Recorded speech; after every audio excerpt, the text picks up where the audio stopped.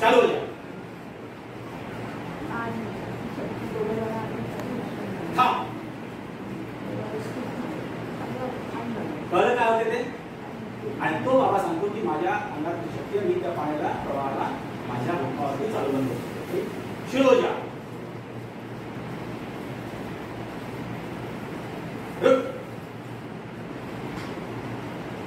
काय झालं असेल सांगा, कोण सांगतो का?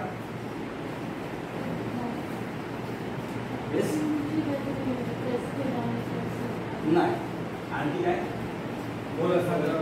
करेक्ट कुठे या बाजूला इकडे इथे एक छिद्र आहे छोटस इथे पाणी पडणार आहे आणि जेव्हा मी ह्या छिद्रावरती इथे अंगठा ठेवतो बोट ठेवतो असं तेव्हा ते पाणी बंद होतं कारण हवा लागली प्रेशरनी ते पाणी सुरू होतं आणि जेव्हा मी हे बोट काढतो तेव्हा त्या बाटलीमध्ये हवा जाते आणि त्या हवाच्या प्रेशरने तो प्रवाह सुरू होतो।